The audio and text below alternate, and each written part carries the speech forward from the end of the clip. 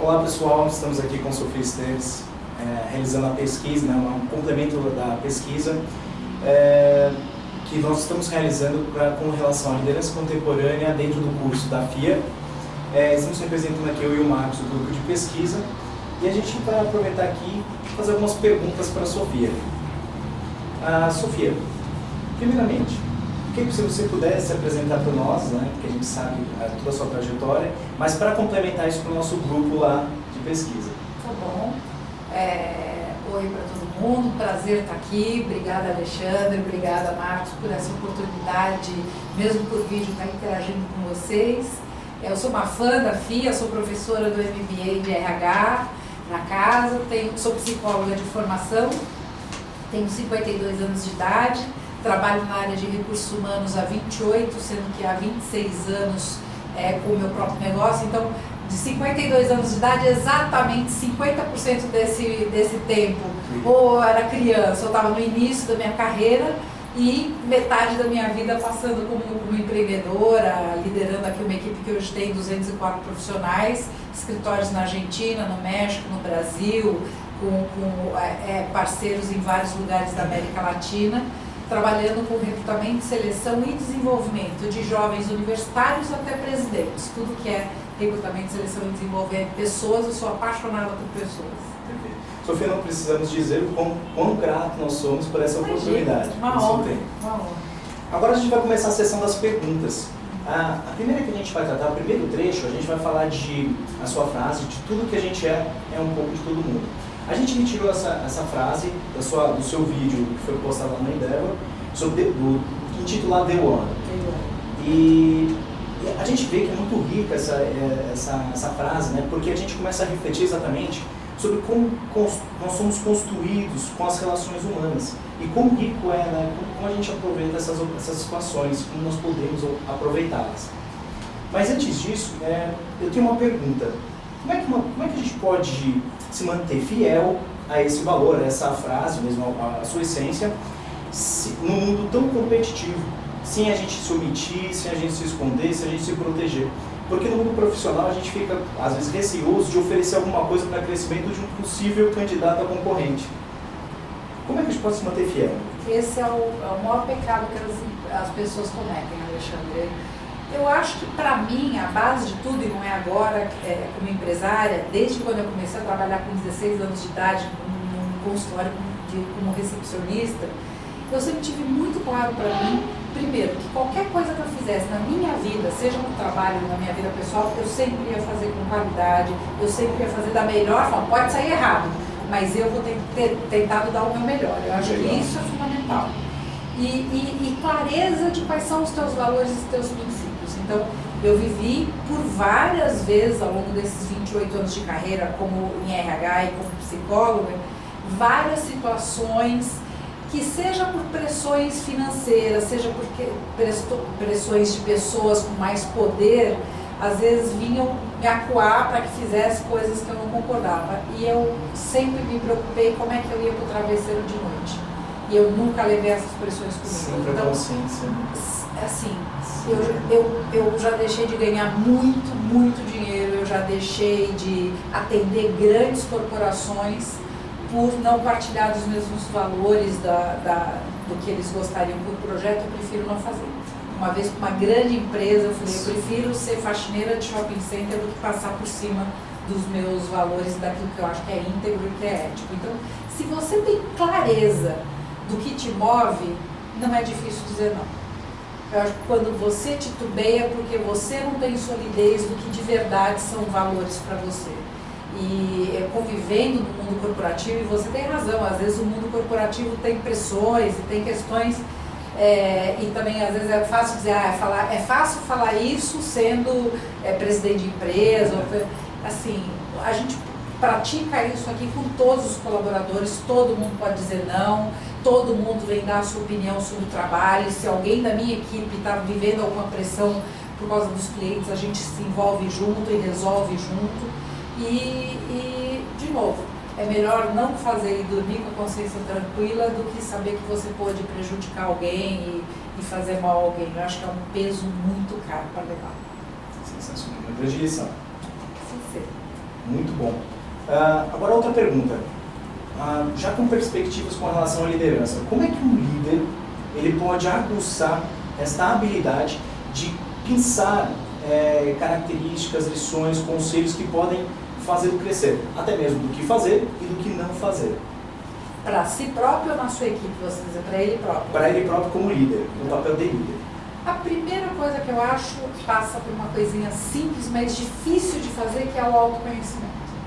Eu acho que quanto mais você como líder se conhece, você sabe onde são de fato as suas fortalezas e onde são os seus pontos fracos. E pontos fracos, todo mundo tem. Ninguém nesta vida é Superman. Se fosse Superman, se fosse super-homem ou super-mulher, não estava nesse plano, estava em outro. Então, eu acho que quando você sabe quais são as suas fortalezas e as suas fraquezas, você inclusive tem a humildade de falar, olha, aqui eu não sou bom, aqui, isto aqui eu não sei. E o principal valor para mim de um líder, a principal qualidade de um líder, para mim, é ele saber aonde ele não sabe e poder externar isso para o seu time, porque aí você engaja as pessoas a te ajudarem, a serem complementares aonde você não é, não só com a tua equipe, com os teus pares, com os teus superiores. Então, eu acho que quando você se conhece, sabe claramente e sabe observar o ambiente, então, eu não acredito em pessoas que não tenham líderes. Por exemplo, a gente faz uma pesquisa aqui todo ano chamada Líder dos Sonhos dos Jovens, Líderes dos Sonhos dos Executivos, e mais de 60% das pessoas dizem que não tem um líder com o qual se inspira, que admira. Eu acho que você não pode ter um líder único, mas tem pessoas que te passam uma mensagem. Características por exemplo, Ayrton Senna para mim foi meu grande líder, né?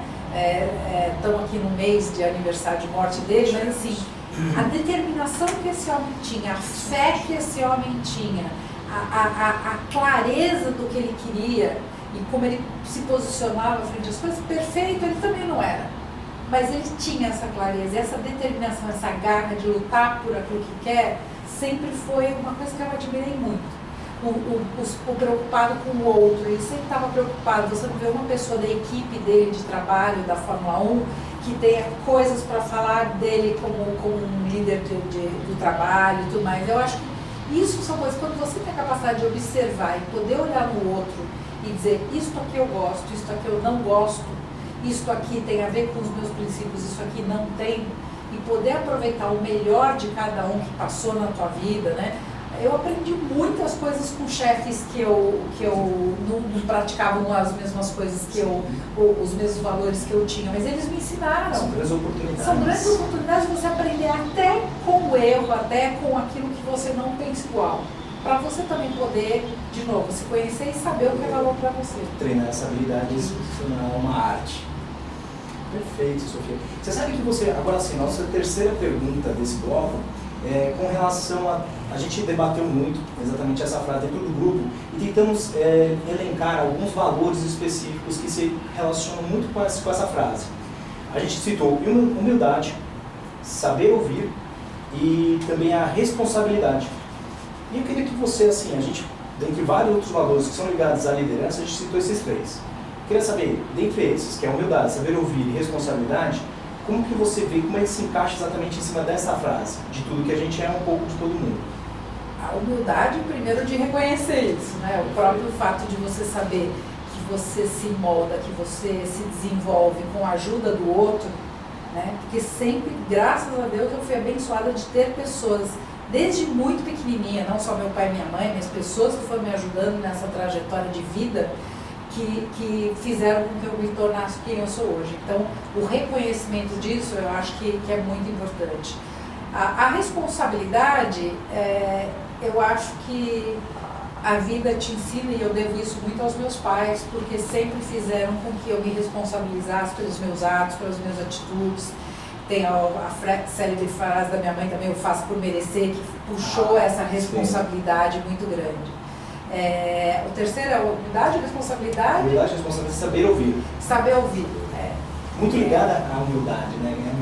É ligada à humildade, eu digo que Deus é perfeito em tudo que faz, porque nos deu 2 ouvidos e uma boca, né? Então, eu acho que, e saber ouvir, ele é amplo, porque às vezes você, o saber ouvir aquilo que não é dito, é o não verbal, é o olhar, é o que está por trás da intenção do outro, é o ouvir amplo, né? O ouvir amplo. Eu gosto muito de conversar com pessoas e gosto muito de conversar com pessoas diferentes do que eu, para poder aprender com as diferenças. Então, quando você sabe ouvir, sabe entender, fazer essa leitura de cenário, você está aprendendo o tempo todo.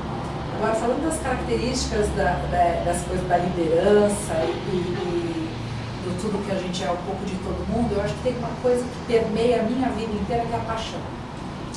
A paixão por tudo. Não é assim, é ser apaixonado pela vida, é ser apaixonado por si próprio, é saber, como eu falei, reconhecer os seus pontos fracos, os seus pontos fortes, mas gostar de si próprio. Se um líder não gosta de si próprio, vai ser muito difícil ele gostar do outro, reconhecer no outro os pontos fortes. Até da própria segurança também que a pessoa tem, né? Segurança, e todos nós temos pontos de insegurança, todos nós passamos por um momento de autoestima, mas assim, a vida me ensinou muito cedo.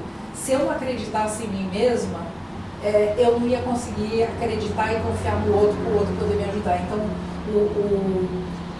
tudo que a gente é um pouco de todo mundo é isso também, é você poder saber aonde você aprendeu com o outro, aonde você, e a paixão, ela envolve tudo isso. Porque se você não tiver brilho no olho, com a sua família, com seus estudos, com o seu trabalho, fica chato de fazer, fica muito chato de fazer. Então, por isso que eu acho tão importante, principalmente eu falo isso muito para os jovens e para os líderes, que assim, se você não estiver feliz com o que você está fazendo, sai, porque você vai ficar doente, você vai gastar o dinheiro que você ganhou cuidando da sua úlcera, da sua gastrite e tal, e passa isso para o outro, né?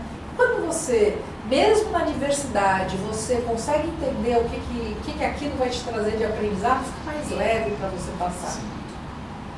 Nossa, concordo totalmente. Muito obrigado. Que bom. Nossa, eu estava falando isso.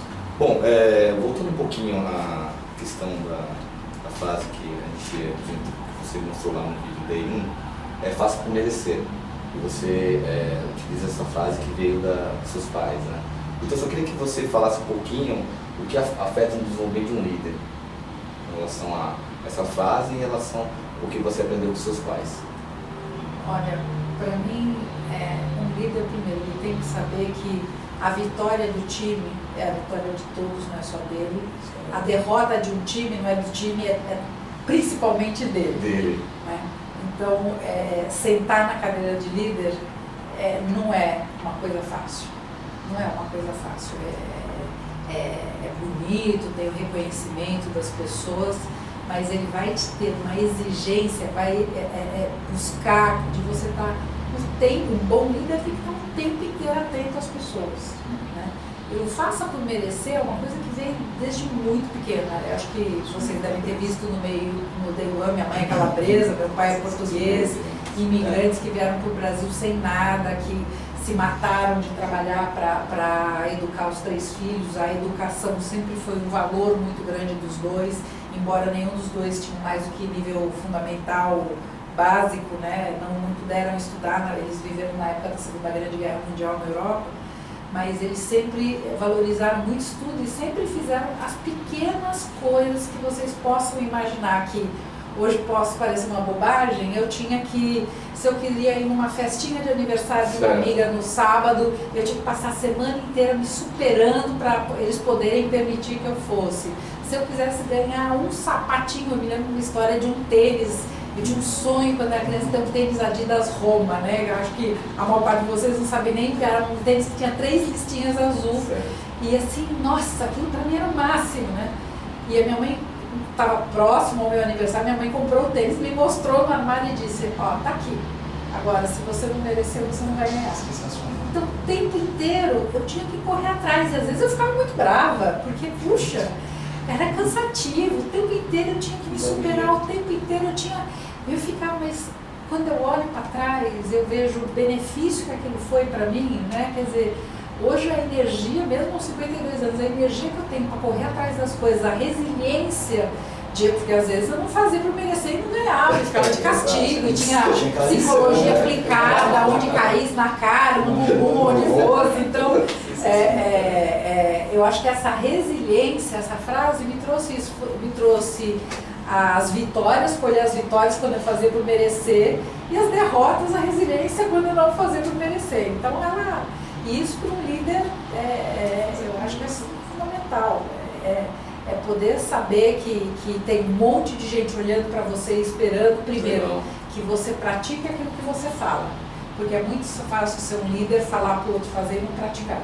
Tem que ser transparente, né? Tem que ser transparente e, principalmente, não é porque ele é líder neste momento que ele é melhor do que ninguém. Líder é um estado, é um momento. Às vezes você está liderando, às vezes você é liderado. E no mundo corporativo você sempre tem um chefe em cima. Eu tenho um chefe em cima. Eu tenho os meus clientes que são meus chefes. Eu tenho o conselho de administração dessa empresa que são meus chefes. Então você tem que prestar ordem em qualquer espaço que você tenha. Então tem que fazer por merecer o tempo todo. Legal. E deixando uma outra pergunta, né? Você fala que 3 situações, né? Fazer o que ama, amar o que faz e habilidade, e humildade, né? Essas 3 coisas estão relacionadas. Eu queria que você falasse um pouco disso e qual a importância disso num líder. Acho que eu já falei um pouquinho quando eu falei da paixão. Fazer o que ama é fundamental, porque você te brilha os olhos. Estar num ambiente que tem a ver com os teus valores é fundamental. Eu que trabalho com recrutamento e seleção, a gente fala muito aqui no escritório. O principal processo seletivo é aquele onde de fato você consegue olhar quais são os valores das organizações e como você traz as pessoas certas, porque isto vai melhorar a produtividade, isto vai melhorar a motivação das pessoas, o engajamento, a fidelidade das pessoas das empresas. Então, fazer o que gosta, estar no lugar certo, com pessoas que também fazem o que gostam e essa coisa é comum, né? Eu acho que é fundamental. E tem a ver com o líder, porque se o líder não sabe reconhecer em cada uma das pessoas da sua equipe o que ela gosta de fazer, como ela pode estar sendo melhor aproveitada num time e poder alinhavar tudo isso para que as pessoas possam dar o melhor delas, muitas vezes a gente fica dando feedback das coisas ruins que as pessoas fazem, né, que a equipe faz. Como é que a gente pode também aproveitar as fortalezas que as pessoas têm, aquilo que elas têm de bom e tentar, na medida do possível, melhorar aquilo que não está sendo tão bom. Eu acho que isso tem tudo a ver com fazer o que gosta, estar num lugar que tem a ver com isso. Às vezes a profissional, ela tá numa... Ele é um bom profissional, mas está num cargo, vamos dizer assim, que ela não gosta. Isso é possível também de acontecer. Mas muito. O que a gente mais vê, às vezes, se promove para líder uma pessoa que é um excelente técnico e não tem... Está no lugar errado porque não gosta de liderar pessoas, precisa ter habilidade para estar sentado na cabeça. Às vezes era um operacional, né? Mais técnico e ganha um péssimo gestor. Por isso que está crescendo tanto as carreiras em Y, que são pessoas que são especialistas, que são importantes para as organizações e que não obrigatoriamente quer ter uma equipe, quer estar gerindo um projeto, enfim. É a escolha dele. É a escolha de cada um. Sensacional. E agora, seguindo sequência, a gente extraiu outra frase também sua, do Summit 2010, onde você fala que demorou 10 anos para formar a sua sucessora. Isso a gente arremeteu, achou sensacional. Falei, poxa, 10 anos de trabalho, porque a gente fez matemática. Falei, poxa, eu tenho 15 anos de carreira. Em 15 anos de carreira eu trabalhei pra caramba. Imagina eu dedicar 10 anos para formar uma pessoa para ser a minha sucessora. Isso exige muita dedicação. E a nossa pergunta isso é muito trabalho. Como é que você se manteve dedicado e focado? Porque a gente não tem dúvida que surgiu problemas, dificuldades assim, tanto de relacionamento, de oportunidades, até momentos que a própria pessoa pode se colocar numa situação, poxa, Sofia, talvez não seja a pessoa certa.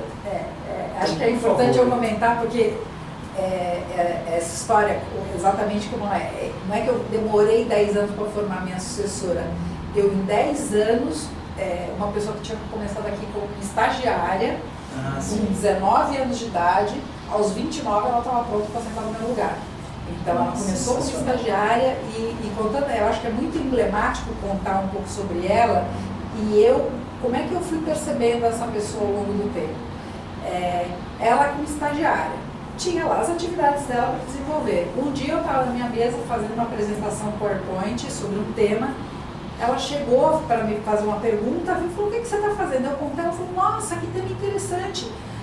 posso pesquisar sobre isso? Achei super legal, te trago material. No dia seguinte ela me trouxe uma apresentação PowerPoint que ela foi atrás de pesquisar coisas, me mostrando que vieram me ajudar no meu trabalho. Eu tinha pedido? Não. Deu mais trabalho para ela. Ela fez isso para puxar meu saco? Não, ela fez isso porque ela gostou do tema.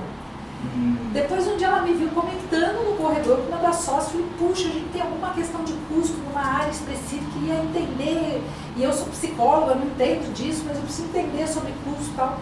No dia seguinte ela me procurou e falou, olha, desculpa, eu estava no corredor quando você comentou que tem uma área de custos que você não está entendendo muito bem, não sei se você sabe, eu faço relações internacionais, mas junto tem economia, eu vou sair como economista também, se você quiser eu olho esses dados. Então eu fui vendo, e o que aconteceu? Naturalmente, todas as vezes que a gente tinha algum assunto, que a gente precisava de uma sugestão ou pensar alguma coisa junto, ela vinha. E quando eu vi, ela conhecia muito, ela estava sempre preparada para ajudar a gente no que a gente precisasse. Isso para mim não tem valor, não tem preço. Por quê? Porque ela faz pela paixão. Ela faz pela paixão, ela faz porque ela se viu bem. Ela se sentia dona também. Se essa empresa está com problema de custo, eu posso ajudar.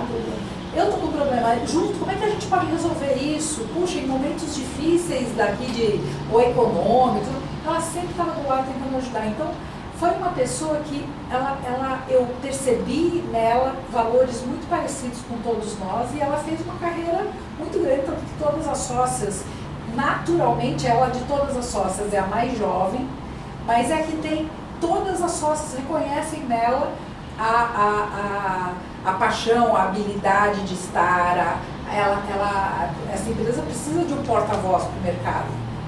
E ela foi escolhida como a pessoa que tem mais as características para estar sentada nessa cadeira. Então, fui eu que fiz, não foi ela que buscou esse lugar. Eu digo muito para todos os funcionários, os colaboradores aqui, que assim, a gente, quando está no processo seletivo, você abre uma portinha da empresa para a pessoa entrar. Se essa porta vai abrir para que você tome o espaço e cresça dentro dela, ou se ela vai se bater e você do lado de fora, depende de você. Então não fui eu que treinei ela, foi ela que veio, que construiu, que achou ambiente para isso, que se identificou com isso. E nós, eu acho que a grande sabedoria foi dar espaço para ela poder crescer e vir participar de decisões que às vezes não tinham nada a ver com a área dela. Bastou só uma oportunidade que você deu, ela cresceu. Né? Ela cresceu. Então é muito bom saber, a maior parte das pessoas que estão aqui, uma sócia entrou como recepcionista, 2 entraram como estagiárias, são pessoas que foram crescendo aqui dentro e a maior parte das pessoas que estão em cargos de liderança começaram pequenininhas aqui dentro e foram evoluindo. A gente que fez? Não, as pessoas que fizeram. Por isso não fui eu que demorei 10 anos para formar ela. Foi ela que ganhou só em 10 anos, partindo como estagiária sócia em 10 anos, já te convido que é muito pouco tempo, né? Então só em 10 anos essa pessoa cresceu tudo isso, mérito dela. Legal, sensacional. E agora pensando um pouquinho, como é que você, como líder, identificou nela características, assim, você já disse que aos 29 anos ela estava preparada, estava pronta. Mas como é que você percebeu que ela estava pronta e como é que foi a passagem, a sua saída da sua posição de CEO da empresa? Hoje ela é CEO da Companhia de Talentos, que é uma das unidades de negócios, que é a maior unidade de negócio, que tem o maior número de pessoas, né, no time dela. Foi uma passagem muito natural. Essa passagem foi indo quando ela começou a passar a tomar as decisões e as decisões que ela tomava eram decisões que eu via perfeitamente validadas. Quando ela não tinha certeza de uma decisão, a gente sempre trocava junto e ela sempre acabava tendo a clareza e foi tomando segurança para tomar as decisões, fazer a liderança ser reconhecida pelo time como alguém que pudesse sentar naquele lugar. Então foi muito natural e para mim é um orgulho muito grande. Nesse projeto do CEO Summit que você viu esse meu vídeo, me perguntaram, puxa, para você não foi difícil sair da cadeira que você ocupava, de uma coisa que você adorava? Pelo contrário, foi um orgulho por saber que o meu maior orgulho foi saber que eu preparei alguém que eu trouxe para o time. Primeiro pude identificar alguém que tinha a ver com esses valores e trouxe para o time e demos espaço para ela poder crescer. Então, aprende com ela também, né? Eu aprendo o tempo inteiro. Hoje sou eu que peço conselho para ela. Aprendo o tempo inteiro. Então, Hoje, na função que eu exerço há tempo, a gente toma as decisões todas compartilhadas, não existe mais quem foi a fundadora. Não, hoje todo mundo toma a decisão junto. Muito legal. Agora a gente vai passar para o último trecho. Está delicioso e vai fazer algumas perguntas externas, abertas, com o Marcos. Bom, eu vou falar um termo que o pessoal está usando bastante, né? É a famosa holocracia, que é a gestão sem chefes, utilizados no Twitter dos Estados Unidos. Eu queria que você falasse um pouco dessa gestão, porque aí a holocracia sem chefes, você acha que isso não prejudica a liderança? Você acha que é uma tendência? Se é um conceito, se é uma utopia? Olha, eu acho que tem algumas coisas aí. Eu tenho acompanhado alguns casos aqui no Brasil e o que eu percebo é muito legal para responsabilizar, empoderar as pessoas a terem responsabilidade sobre suas atividades. Isso é muito legal, mas infelizmente todo barco precisa de alguém que liga para lá. Você vai para todo lado. Então, eu não acredito que você consiga fazer isso 100% sem ter. Podem ser mentores, enfim, mas sempre vai, dê o nome que for, sempre vai precisar ter uma pessoa ou algumas pessoas. Agora, não são todas as pessoas iguais, algumas pessoas sim assumem suas responsabilidades, se empoderam e vão, e outras pessoas precisam de uma liderança. Se existem os líderes é porque existem pessoas que precisam. Por quê? Eu vejo, por exemplo, num caso específico que eu tenho acompanhado, o impacto que tem dado no cliente. Por quê? Porque ninguém toma decisão. Ninguém toma decisão. E deixa para o outro, né? Deixa para o outro. Não, aqui na minha área, não, aqui na outra área. E como não tem um líder para tomar essa decisão, às vezes fica um jogo de um para o outro. E o problema fica. E o cliente chega uma hora e vai embora. Né? Vai embora. Que é a resposta rápida. Então eu acho que pode ser um processo de formação das pessoas para poder chegar nisso e de novo, aí 100% das pessoas têm que estarem comprometidas e sabendo com muita clareza quais são os objetivos, quais são as metas e principalmente como chegar nessas metas. Porque você pode estabelecer os objetivos, mas você mata um, puxa o tapete para chegar lá, você outro puxa o saco, é bonzinho para poder chegar lá. Ou seja, se não tiver clareza do como atingir os objetivos, as pessoas vão se perder no meio do caminho. E assim, todo mundo precisa de exemplo, todo mundo precisa de pessoas para se inspirar, seja interno, seja externo da empresa, precisa ter. Eu não acredito em hierarquias rígidas, eu não acredito no poder da liderança pelo poder, eu acredito no poder da liderança pelo exemplo, pela inspiração. E como eu já falei, o bom líder para mim é aquele que faz com que a equipe se empodere e que vá para frente, né? Que ele seja um norteador. Não necessariamente o chefe. Então, eu acho que ainda é um conceito muito legal, muito recente e precisa de um tempo para a gente poder ver que ajustes vão precisar ser feitos para ele poder ser um sucesso. Agora, ficaria muito feliz de dar certo. Bom, para finalizar, a gente tem uma pergunta. A gente queria saber o cargo, com relação ao seu cargo que você ocupa, né, o SFO, e o recado que você dá para os futuros alunos aí que estão fazendo a FIA, né, MBA lá, futuros líderes, uns já são, outros que teriam que melhorar. Eu queria que vocês falassem uma frase aí, um recado para os nossos companheiros que estão lá nos assistindo. O cargo que o Marcos está comentando é CSO, Chief Spirit Officer, né? Ou seja, eu tenho uma posição hoje de inspirar as pessoas, de ser o tempo inteiro compartilhar com todo mundo o nosso espírito de verdade, os nossos valores, a nossa cultura. Hoje eu não estou ligada a nenhum cargo efetivo, a nenhuma execução, eu faço muito mais um papel. Hoje eu pesquiso muito, eu estou o tempo inteiro olhando as tendências de futuro, eu não tenho nenhuma função executiva. Eu presido o conselho de administração e aqui dentro eu tenho um trabalho, por exemplo, que eu chamo de portas abertas. Que qualquer pessoa pode, a gente escolhe um dia para eu ficar à disposição de todo mundo que quiser vir conversar comigo sobre sua vida pessoal, profissional, uma dúvida que tenha, pode ficar lá do que quiser. Então é uma maneira de a gente ir semeando a cultura. E eu adoro fazer isso, né? E eu acho que conselho, o meu conselho é para as pessoas serem felizes, saber o que lhe move, saber qual é a sua ambição, onde quer chegar, como quer chegar e lutar por isso, porque, de novo, se a gente não acreditar na gente, ninguém vai acreditar. Se a gente não fizer por merecer, às vezes as pessoas ficam esperando pelos outros, né? Os outros abrirem as portas para a gente, os outros darem para a gente uma função. A gente é que tem que conquistar a nossa função, a gente que tem que conquistar. Então, para quem está assistindo esse vídeo, assim, lute por aquilo que você quer, acredite e vá em frente, mostre que você tem competência, mostre que você tem capacidade, faça com paixão, ache qual é o teu lugar no mundo e seja feliz, porque pro túmulo a gente não leva nada, a gente só leva os amigos que a gente fez, aquilo que a gente plantou e a alegria de ter vivido bem cada dia das nossas vidas. Eu acho que é isso.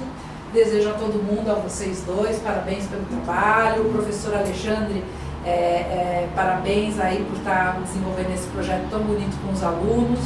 E eu espero que vocês sejam tão felizes nas carreiras de vocês, na vida pessoal de vocês, que uma coisa também não anda sem outra. Não adianta querer ser feliz na família e não ser na carreira, porque as duas coisas, ou vice-versa, as duas coisas precisam estar juntas. Sejam tão felizes quanto eu sou hoje. Obrigada. Obrigada por essa oportunidade. Muito obrigado, Sofia. Queria agradecer mais uma vez. Fechamos então aqui a entrevista. Em nome do grupo, eu agradeço, em nome da FIA, Toma Liberdade. Muito obrigado, Sofia. Obrigada. Quando quiser, me convidem que eu vou aí ver vocês. Oportunidade de ter um bate-papo com uma executiva de sucesso e uma pessoa maravilhosa. Muito obrigado. Muito obrigado, Sofia. Obrigada a vocês por terem vindo. Tchau, gente.